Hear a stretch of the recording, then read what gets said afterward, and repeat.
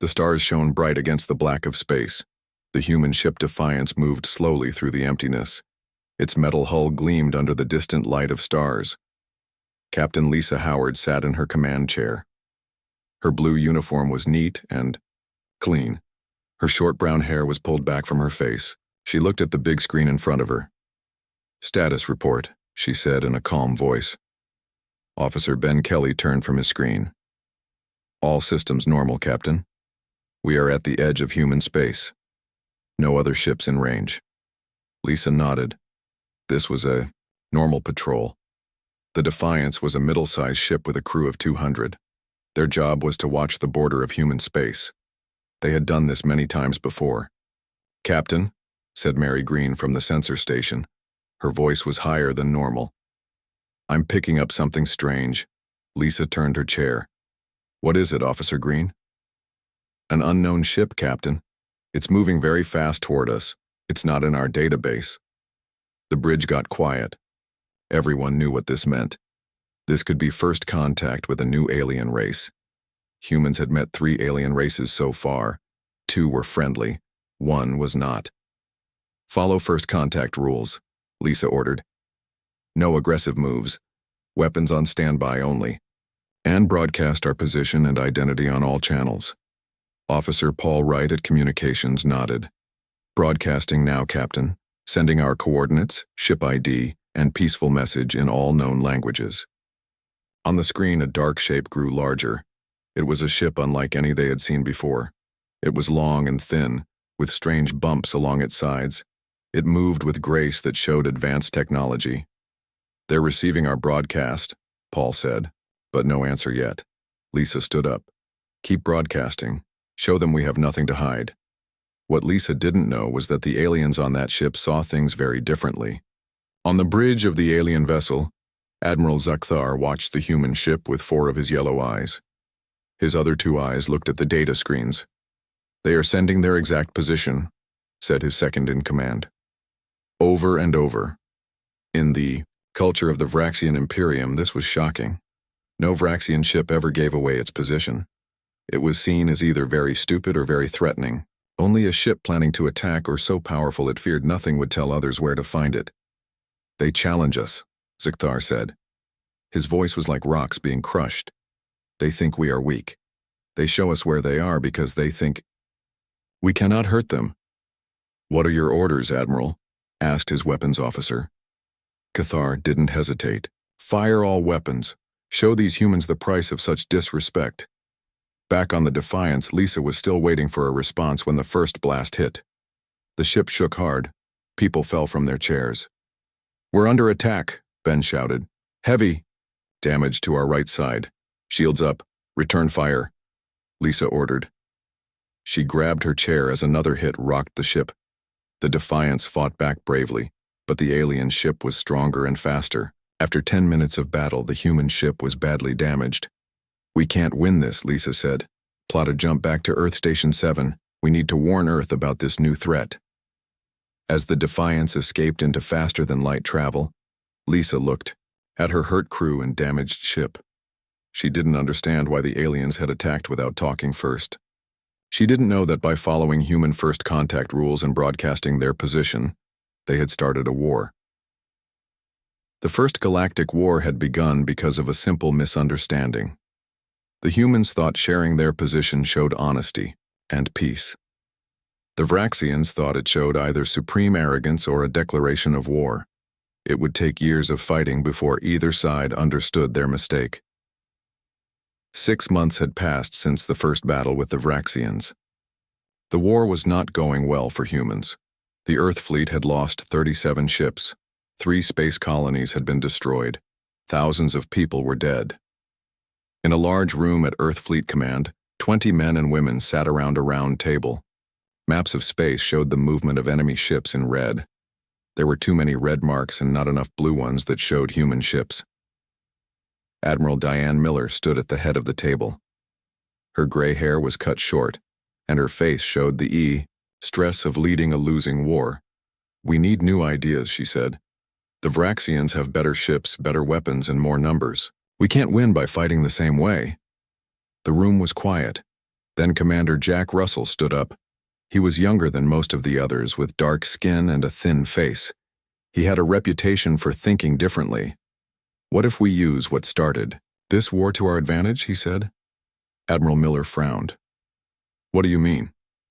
"The Vraxians attacked us because we broadcast our coordinates. In their culture, that's either foolish or a challenge, but what if we lean into it? What if we do it on purpose?" An older officer laughed. "You want us to tell the enemy where we are? That's suicide." Jack shook his head. "No, it's psychology. The Vraxians are confused by why we keep broadcasting our positions. They think we're either stupid or arrogant. Let's make them think something else entirely." He walked to the map and pointed to a section of space. "What if we send a small group of ships here? They broadcast their coordinates continuously. When Vraxian ships come to attack, they find not just those ships, but others waiting in ambush." The room was still quiet, but now people were thinking. "We can use the broadcasts as bait," said a woman captain. "The Vraxians will come to what they think is an easy target." Jack nodded. "And we can set up different patterns of broadcast to mean different things to our ships, but the Vraxians won't know the code." Admiral Miller walked to the map. She studied it for a long time. "It's risky," she said finally. "But our current approach isn't working. I'll approve a test mission." 3 days later, 5 ships were being prepared for the new strategy. One of them was the USS Audacity, a medium attack vessel with a crew of 150. Its captain, Steve Carter, had volunteered for the mission. Steve walked through his ship, checking that everything was ready. He was tall with light brown hair and a serious face. His crew worked quickly around him, preparing weapons and checking systems. "Are you sure about this, Captain?"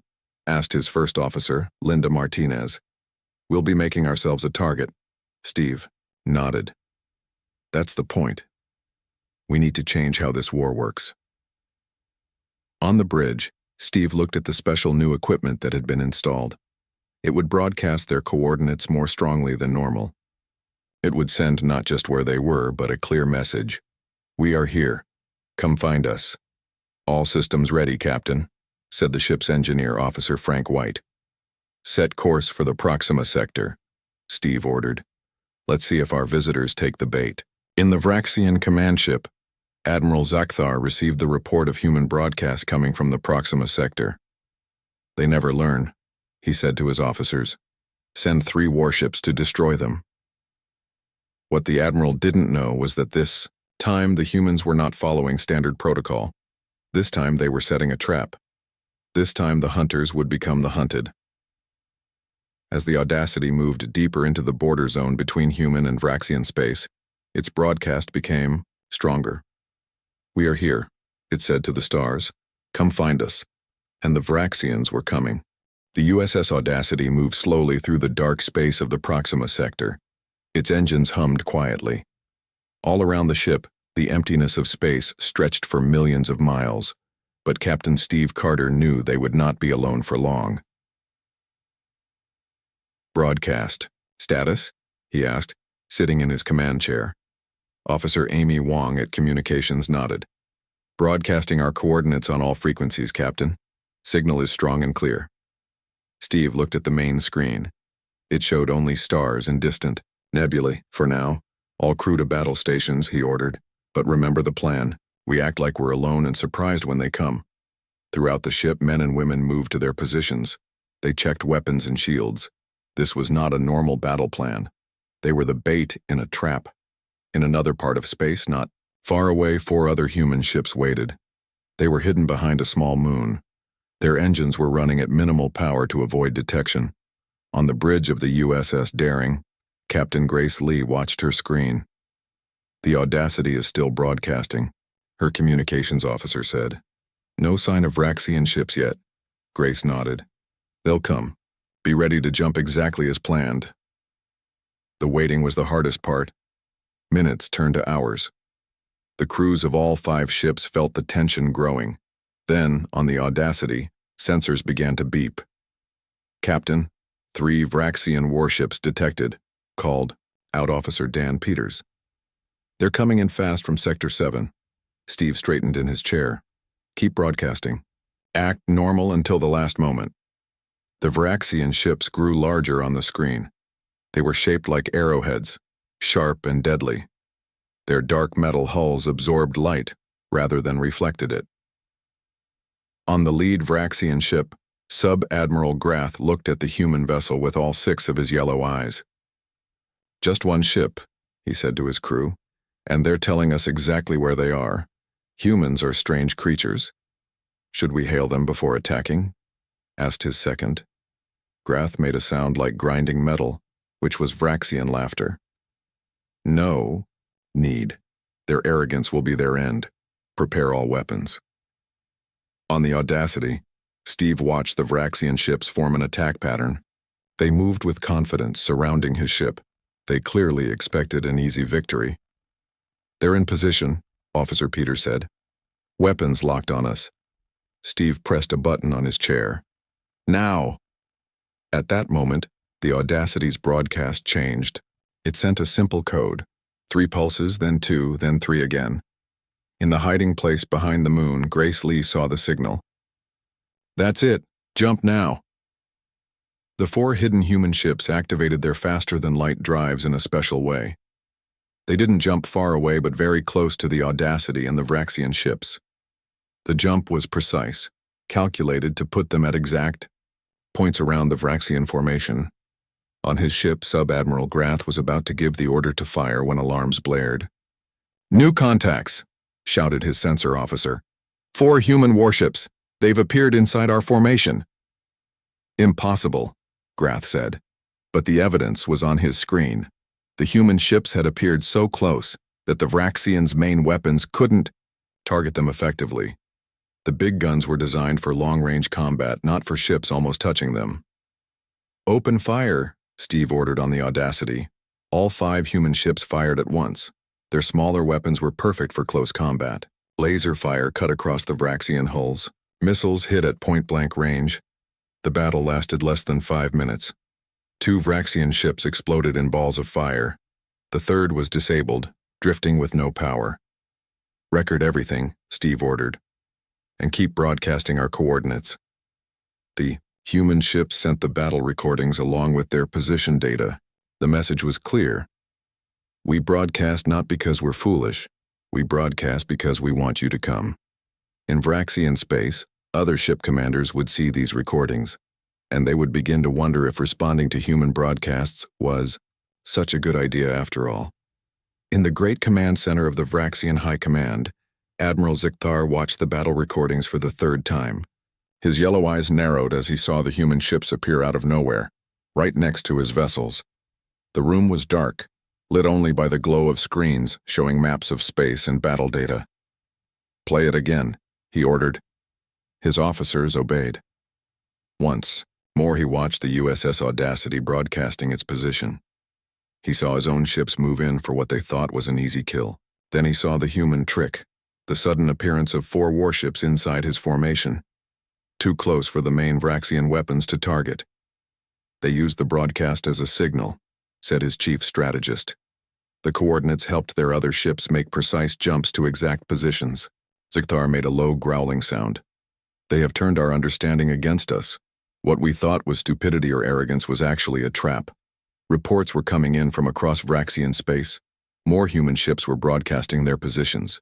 More Vraxian commanders were falling for the same trick. "Issue new orders," Zikthar said. "All ships must approach broadcasting human vessels with extreme caution. Full scans of the area before engagement." On Earth, in the War Room of Fleet Command, Commander Jack Russell stood before a large group of ship captains and officers. The room was bright and full of people talking excitedly. "The first tests worked better than we hoped," Jack said. "Now we expand the strategy." He showed them images of different broadcast patterns. "We've created a code system. Different broadcast patterns mean different things to us, but the Vraxians won't know what they mean." He pointed to a pattern on the screen. "This continuous broadcast means the ship is bait for a trap like the Audacity was. This pattern with breaks every 10 seconds means the ship has spotted a Vraxian fleet and is calling for backup." "Captain," Ellen Patel raised her hand. "What about this one with the changing frequency?" Jack smiled. "That one means the ship carries our new prototype weapons. When Vraxian ships approach, they'll find a single human vessel, but one carrying enough firepower to destroy a small moon. Admiral Diane Miller walked to the front of the room. "We're building on Commander Russell's idea," she said. "Some ships will broadcast continuously, making the Vraxians waste time and resources checking for traps that aren't there. Others will be real traps. The Vraxians will never know which is which." "They're already becoming cautious," Jack added. "Their commanders hesitate when they detect our broadcasts. That hesitation gives us time to improve our technology and build our fleet." Throughout human space, the new strategy spread rapidly. Ships that once tried to hide from the more powerful Vraxian fleet now proudly announced their positions. Some led the aliens into carefully prepared ambushes.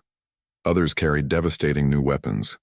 Some simply broadcast and ran, forcing the Vraxians to chase them into dangerous territory. In Vraxian space, ship commanders began to fear the sound of a human broadcast. Junior officers whispered about the trap ships. They told stories of the human vessel that broadcast its position while sitting motionless, only to have 20 human dreadnoughts appear when approached. Admiral Zakhtar studied the reports of human ship movements. For the first time since the war began, he felt uncertain.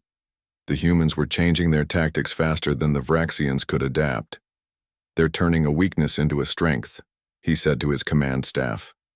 "What began as a cultural misunderstanding has become their most effective weapon." Across the border between human and Vraxian space, the tide of war was slowly beginning to shift. Human ships still broadcast their positions, but now Vraxian commanders hesitated to attack when they heard the signals. And in that hesitation, humanity found hope. 2 years had passed since the war began. What started as a simple misunderstanding had grown into a legend. Across Vraxian space, stories spread about human ships that broadcast their coordinates. Young Vraxian officers gathered in ship mess halls to share what they had heard. They spoke in low voices about the USS Defiance, the ship that had survived the first battle. It had been rebuilt and made stronger. Now it broadcast its position while sitting motionless in space. When 3 Vraxian cruisers went to attack it, 20 human dreadnoughts appeared at once. None of the Vraxian ships had survived. On the human side, a new hero had emerged. Captain Kate Summers of the ship Intrepid had become famous for her bold tactics.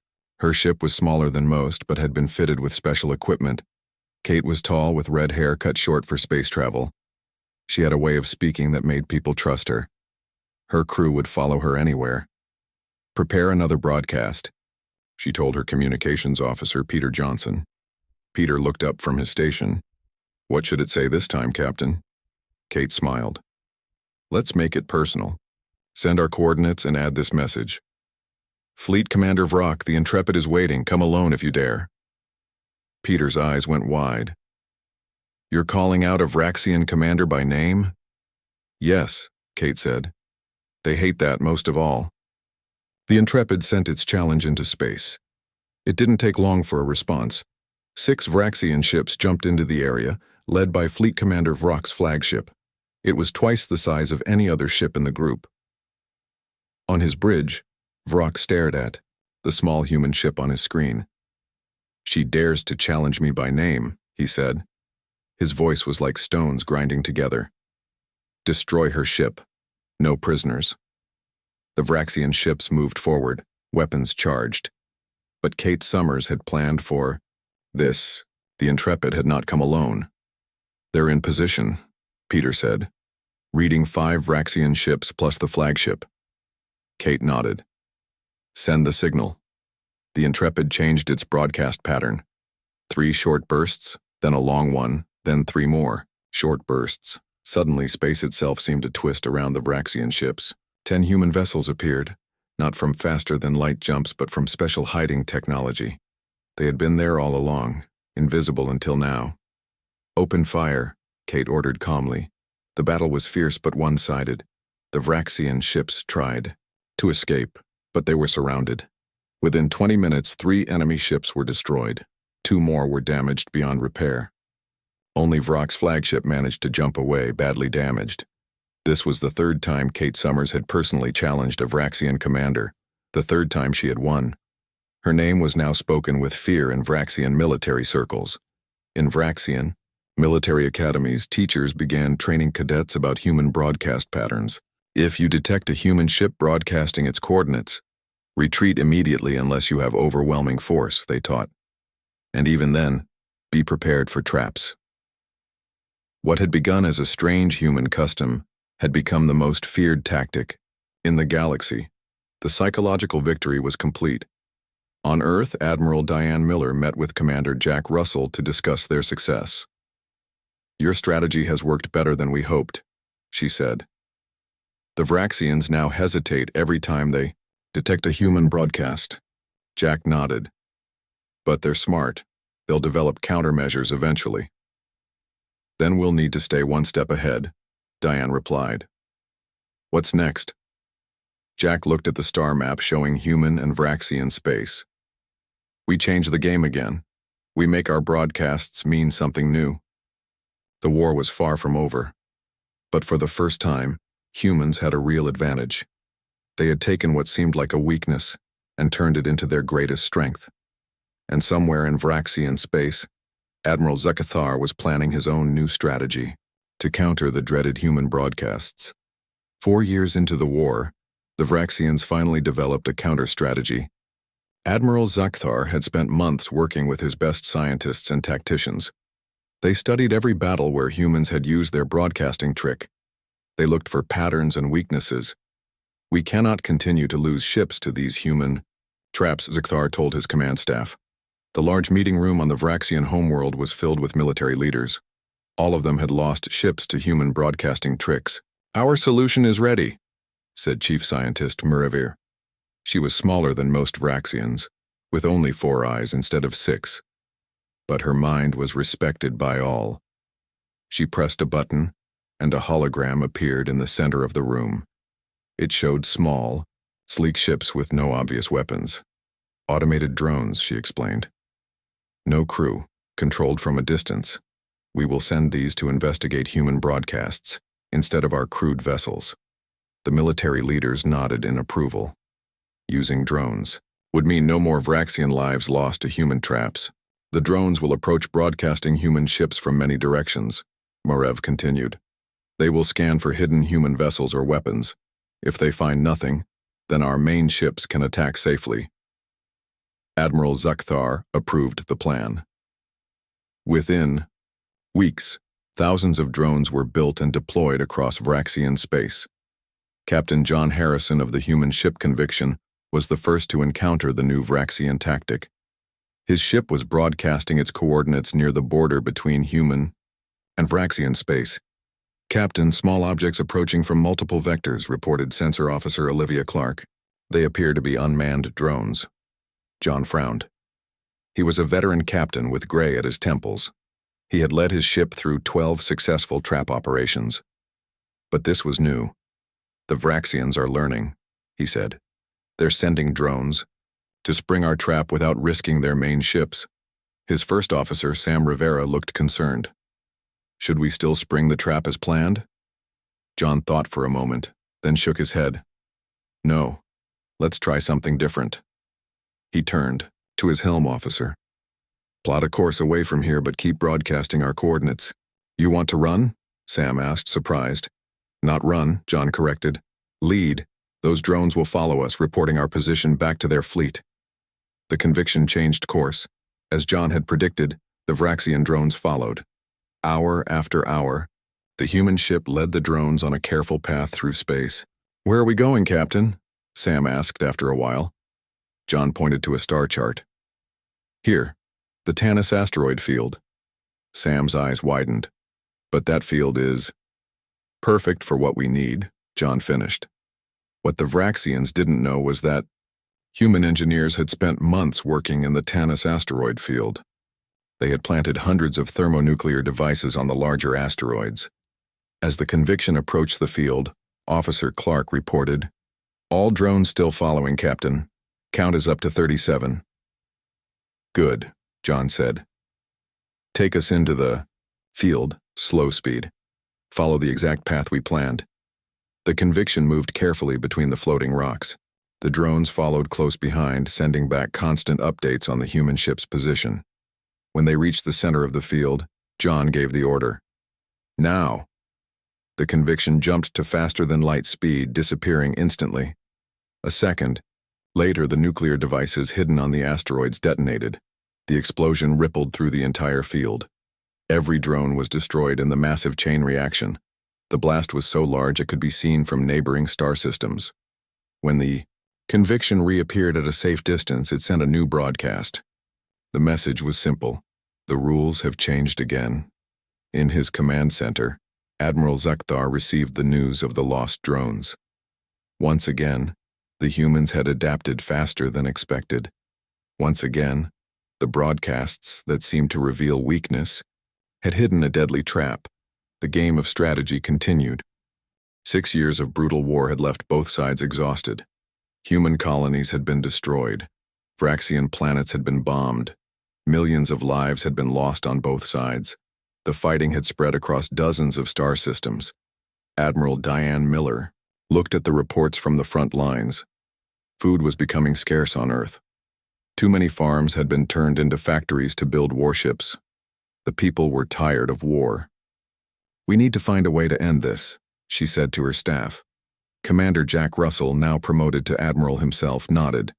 "Our broadcasting strategy has given us an advantage, but not victory. Neither side can win completely." They decided to try something new. A ship called the Handshake was prepared. It was small with minimal weapons. Its captain was Nicole Gray, an officer who had studied the Vraxian language and culture. Nicole was in her 40s, with brown skin and short black hair with gray streaks. She had fought in many battles but believed peace was possible.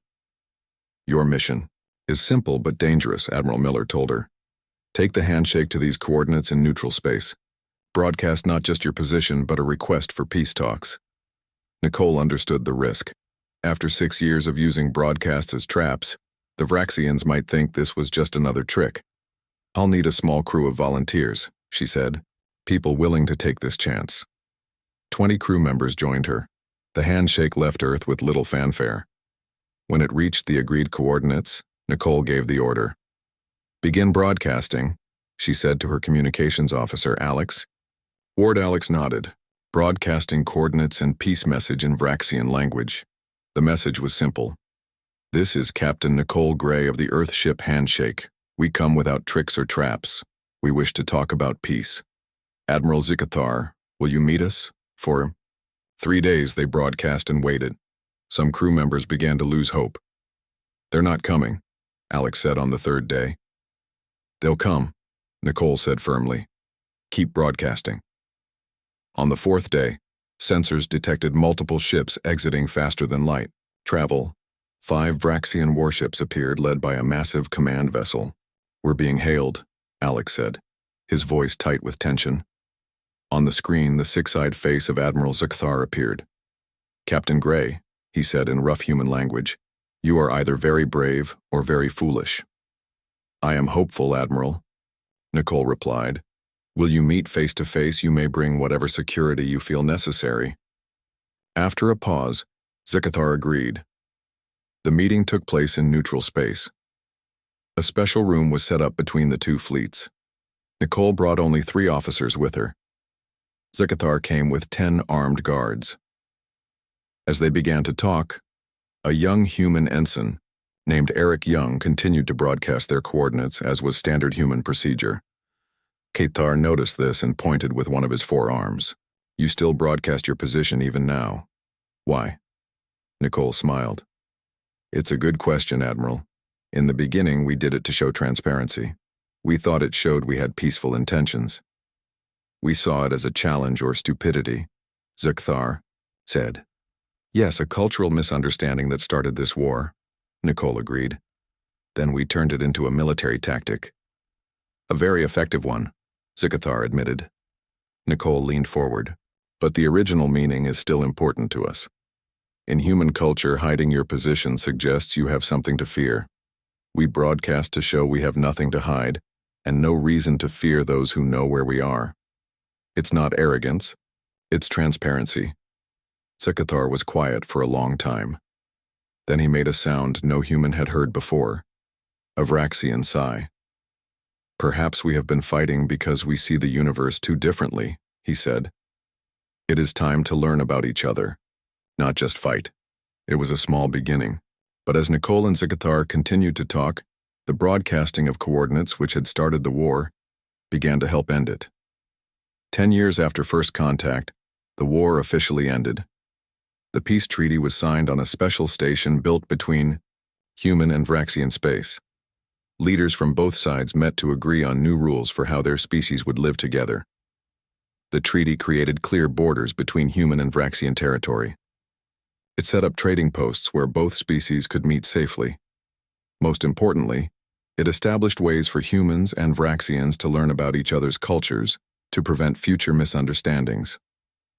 Captain Nicole Gray, who had started the peace talks, became the first human ambassador to the Vraxian homeworld. Admiral Zikathar, who had commanded the Vraxian forces, took a similar role on Earth.